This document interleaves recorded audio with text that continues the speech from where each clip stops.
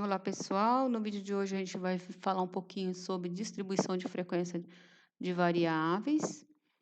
Então, a gente vai falar um pouco da notação, a estrutura mais comum dos dados, distribuição de frequência de variáveis e tabelas para apresentação dessas distribuições de frequência. Em relação à estrutura dos dados, né, a mais comum é estruturá-los em tabelas ou planilha, de forma que cada indivíduo observado, cada elemento da população ou da amostra, né, que a gente observou as características, vão estar dispostos nas linhas dessa planilha ou dessa tabela, e as características que a gente observa nesses elementos, nesses indivíduos, elas vão estar nas colunas dessa planilha ou dessa tabela. Então, essa é uma estrutura, uma estrutura comum e muito usual. Se você quer analisar os seus dados, por exemplo, num software, então você sempre deve colocar os dados direitinho, né, conforme esse software, vamos assim dizer, requer. E, em geral, a gente tem essa estrutura aqui. É muito importante a gente estar atento aos índices, né? Então, a gente tem esse banco de dados aqui, ele diz respeito a características, né, perguntas que foram feitas aos estudantes, a um grupo de estudantes das engenharia no ano de 2020, no campo de Russas. Então, eles responderam várias perguntas: cidade, de que mora, UF, sexo, idade, peso, altura, e outras lá, né? Gosto pela área de exatas. Então, a gente fez lá uma série de perguntas e obtivemos aqui esse banco de dados. Então, nós temos aqui, o indivíduo 1, por exemplo, ele forneceu, então, né, para a característica cidade ou a variável cidade, o valor limoeiro do norte. Sexo feminino, idade 17, peso 40 e por aí vai, né? Então, toda a primeira linha ela é dedicada para imprimir as características, né, observadas para o indivíduo 1. E assim por diante. Em relação à notação, a gente vai denotar uma variável por letra maiúscula, por exemplo, x, y, z, e um valor observado dela pela mesma letra, só que minúscula. Então, se eu tenho a x maiúscula é minha variável, a x minúscula vai representar um valorzinho que eu observei dela. E uma sequência de valores observados da mesma variável, por exemplo, a gente tinha lá cidade onde mora, né? Então, eu posso fazer várias observações entre os indivíduos ali, né, da cidade. E aí eu tenho uma sequência de observações dessa mesma variável. E aí, genericamente, eu vou representar por x1, x2, até xn, onde n representa o total de observações. Se a gente está trabalhando com uma amostra, a gente vai denotar o tamanho da amostra por n minúsculo, e se os dados, né, vêm de uma população, o total de dados, né, que a gente está trabalhando, a gente vai denotar por pela mesma letra n, só que maiúscula, tá certo? Bom, a gente já falou um pouquinho no vídeo anterior que a nossa intenção é estudar a variabilidade dessas características, como é que ela variam de indivíduo para indivíduo ou até mesmo no mesmo indivíduo, né, dependendo se a gente faz medida repetida. Tem essa possibilidade também. Então, a gente quer saber sobre a variabilidade, né, dessas características. Num primeiro momento, o que a gente vai fazer? A gente vai olhar como essa variável se comporta dentro do nosso conjunto de dados em termos de variabilidade. Para isso, a gente vai utilizar algumas ferramentas, como tabelas, gráficos, medidas de resumo. Na verdade, tem uma série aí de ferramentas que a gente pode usar para explorar a frequência de ocorrência da nossa variável no conjunto de dados. Ferramentas de exploração. Aqui a gente vai ver as mais básicas e também muito importantes para poder, né, fazer essa investigação de como a nossa variável está se comportando em termos de frequência, ou de variabilidade, né, entre as unidades amostrais ou até mesmo dentro das unidades amostrais. E o que seria uma unidade amostral, né? Bom a gente relembrar. São os elementos que fornecem as observações. Bom, então a gente vai começar pelas tabelas de frequência. Aqui a gente vai ver dois tipos, tá, de tabela de frequência. Uma que é mais apropriada para variáveis qualitativas ou quantitativas, discreta com poucos valores, que é a tabela de frequência simples. E como é que é essa tabela? Bom, essa tabela a gente vai colocar na primeira coluna os valores possíveis da nossa variável. Aqui, ó, eu tirei do nosso banco de dados a variável sexo, né, o banco que eu acabei de apresentar. E aí, quais são os possíveis valores que aparecem lá no meu conjunto de dados? Feminino, masculino, não declarado. A partir desses possíveis valores, eu vou construir a coluna da frequência absoluta, onde eu vou contar a frequência de cada um, né, cada uma dessas ocorrências ou desses valores. No caso aqui, feminino, né? Tivemos quantas ocorrências do feminino? 74 ocorrências no conjunto de dados, né? E masculino, 133, não declarado, 2, de um universo, de um total de 209 indivíduos. A partir dessa frequência absoluta, a gente vai construir a frequência relativa, e é esse o nosso foco, viu? A frequência relativa.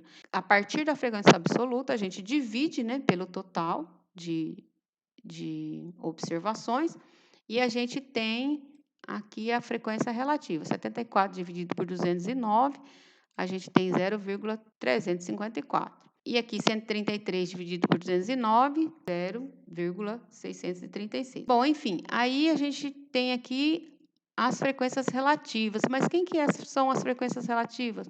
São as proporções, né? É a proporção de indivíduos do sexo feminino, no caso aqui, proporção de 0,354, que equivale, né, em porcentagem 35,4%. Masculino, em porcentagem 63,6%. E não declarado, em porcentagem de 1%. Se a gente somar, né, claro, vai dar 1, em porcentagem seria 100%, tá certo? Aqui a gente não tem interesse em mais nada, seria só a frequência absoluta e a frequência relativa. A nossa variável ela é categórica e ela não tem uma ordenação. Então, ela não é qualitativa ordinal. Se ela fosse qualitativa ordinal, a gente poderia pensar em uma terceira coluna, que é a coluna da frequência relativa acumulada. Mas a frequência relativa acumulada, a gente vai ver ela um pouquinho mais para frente, com mais calma, tá? Aqui a forma geral da tabela. Na primeira coluna, a gente vai colocar os valores possíveis da variável no nosso conjunto de dados. Na segunda coluna, a frequência absoluta. A partir da absoluta, a gente calcula a relativa, né, aqui na terceira coluna. E quando a variável tem uma ordenação, a gente, ou ela é numérica, né, a gente calcula também a frequência relativa acumulada, que eu vou falar dela um pouquinho para frente. Importante, né, o que aparece aí nessa tabela, ó, né, algumas notações para a gente prestar atenção. K, né, a letrinha K vai representar o número de classes da nossa tabela. E o que seria o número de classe? É a quantidade de valores que a nossa variável pode assumir no conjunto de dados, valores distintos, né? NI, frequência absoluta, vai denotar a frequência absoluta, FI vai denotar a frequência relativa e o FAC vai denotar a frequência relativa acumulada.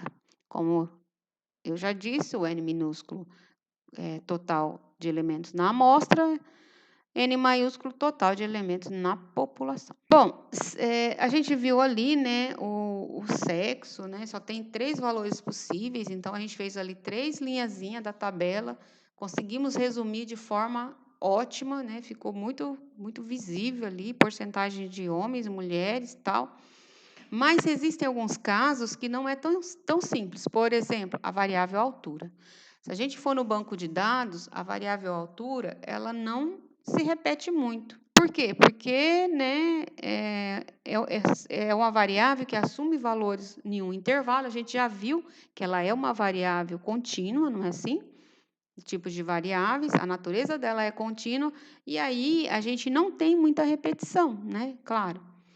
E também nem faz muito sentido, né? A gente fazer uma tabela de frequência simples para uma variável que ela é contínua.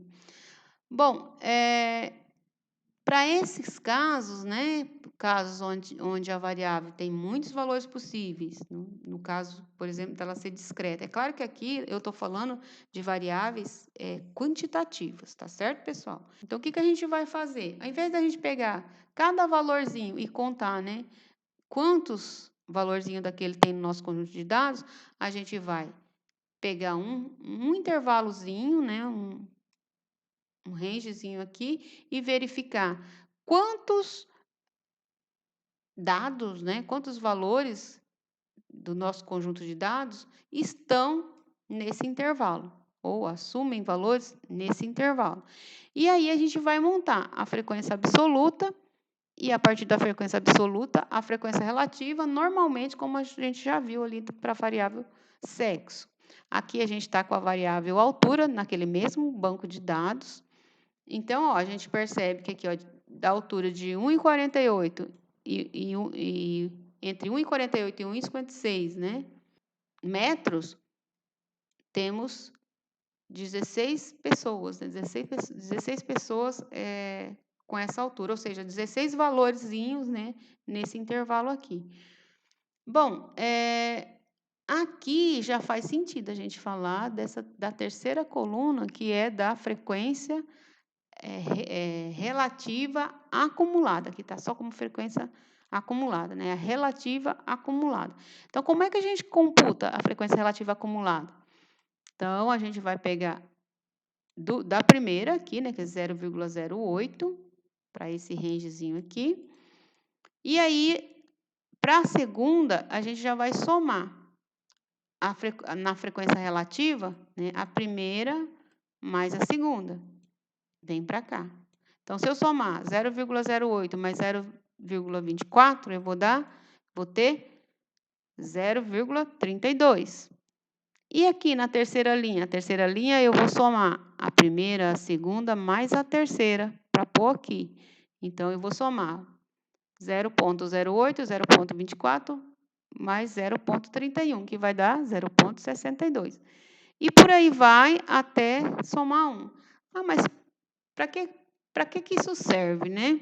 Vamos pensar assim, ó, que eu gostaria de saber quantos por cento dos alunos tem altura até 1,63, né? Vamos fazer de conta que eu esteja interessada em saber. Quantos tem até 1,63? Então, eu venho aqui na frequência acumulada, em vez de eu ir na relativa e ficar somando, né, esse mais esse, eu venho já na acumulada. 32% tem menos de 1,63 na minha tabela. Por que está em intervalinho? Não, de 1,56 até 1,63, aqui começa em 1,63. Né? E é aberto. Né? Percebam que aqui eu tenho intervalo aberto, fechado. Aqui aberto 1,56, fechado 1,63. Então, até 1,63, 32%. E se eu quiser saber quantos tem acima de 1,86? Aí basta eu pegar 1 menos 0,98 e eu tenho 2%. Então, fica fácil se a gente quer determinar o que a gente chama, né, de um quantio e verificar o que está acontecendo até esse valorzinho ou após esse valorzinho. Então, é para isso que serve a frequência relativa acumulada.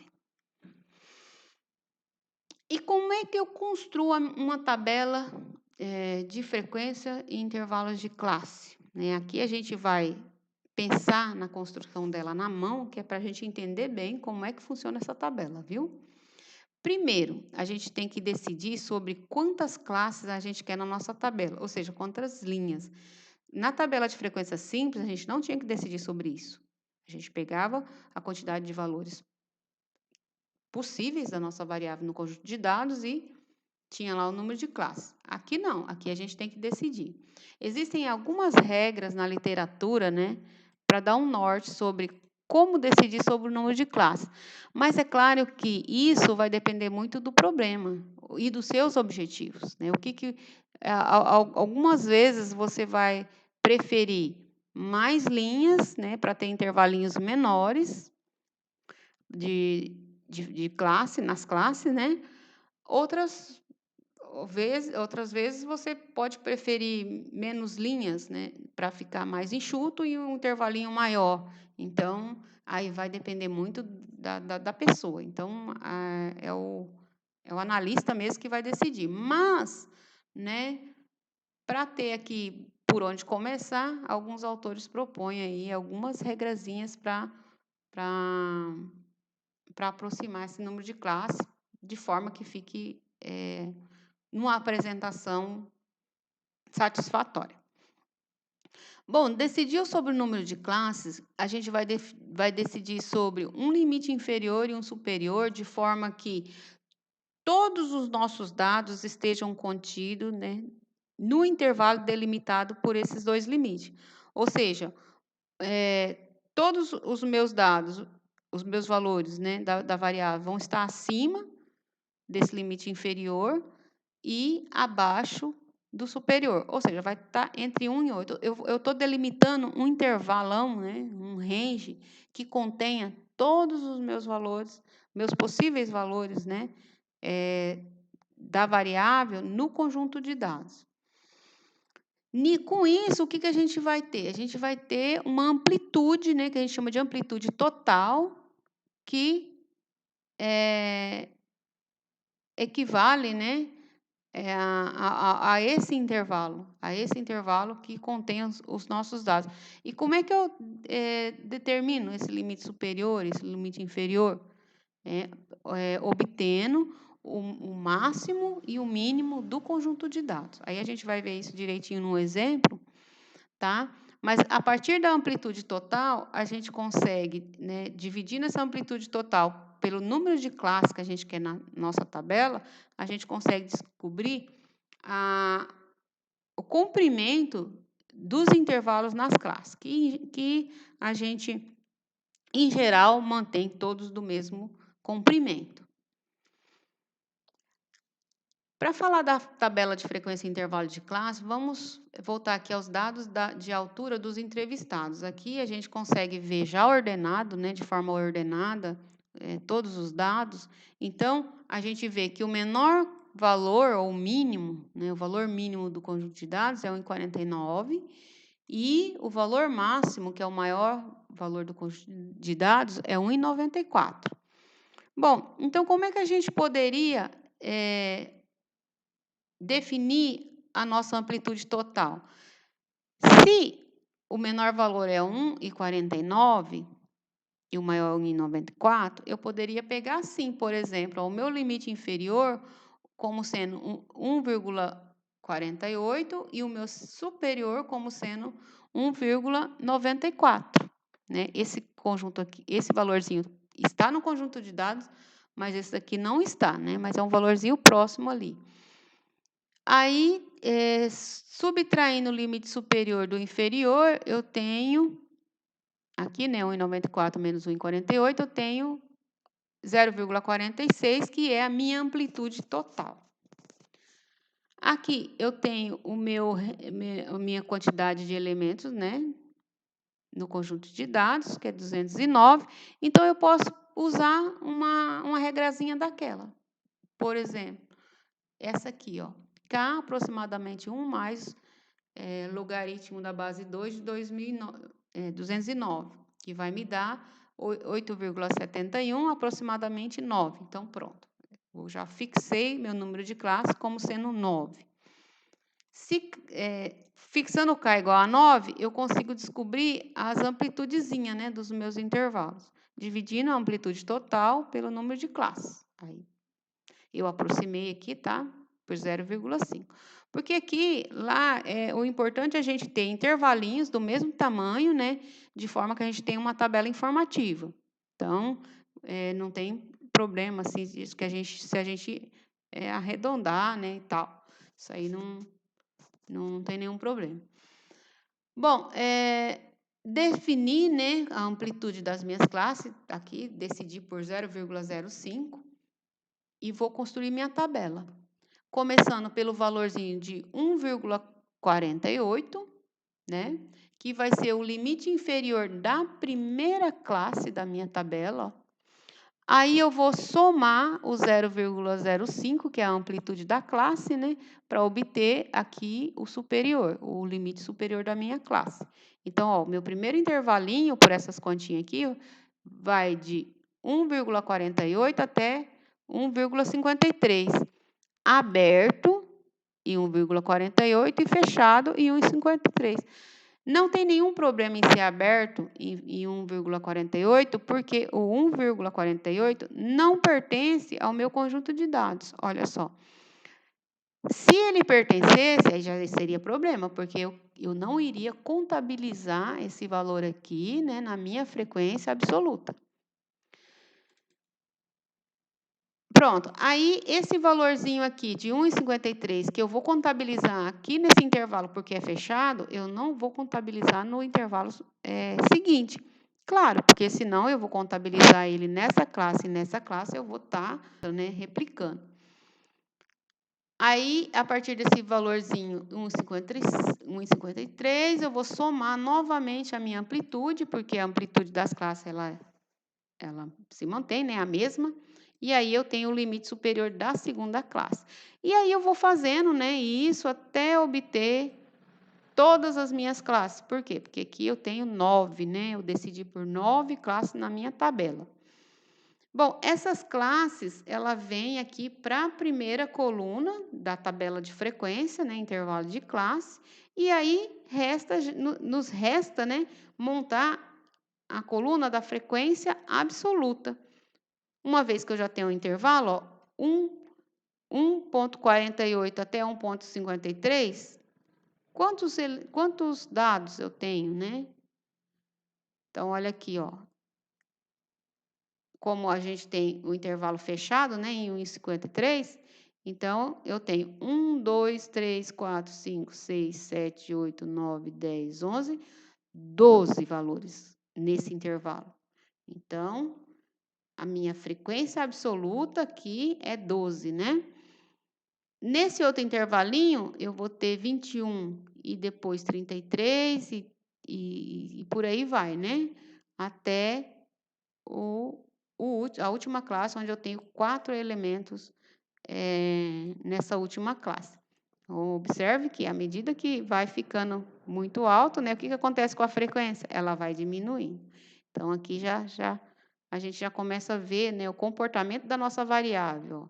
Como é que ela se comporta? Né? Ela começa numa frequência não muito alta, né, para valores pequenos.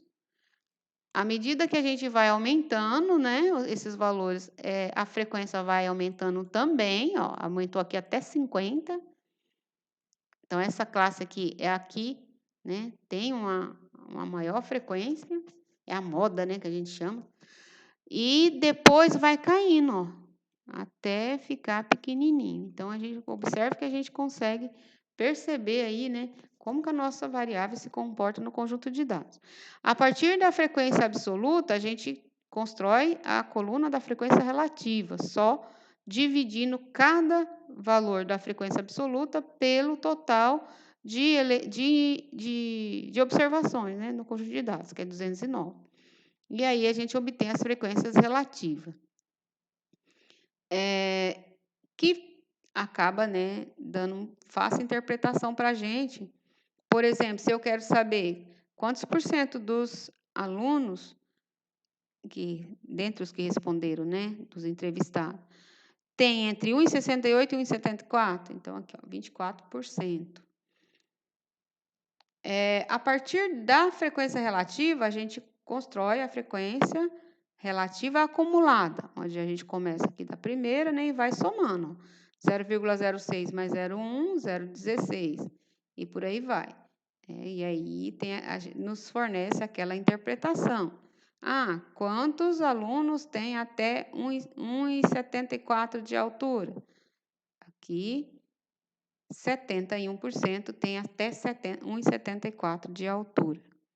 Bom, pessoal, por enquanto é isso. Mais detalhes sobre a construção da tabela de frequência, principalmente em intervalo de classe, que às vezes é um pouquinho mais confusa na hora da construção dessas classes. Vocês podem obter lá nos materiais e também podem trazer nas nossos encontros, né, para discutir a construção dessas tabelas e também, é claro, uma que é o mais importante, o nosso objetivo, a gente precisa saber interpretar bem essas tabelas, tá certo? Até a próxima!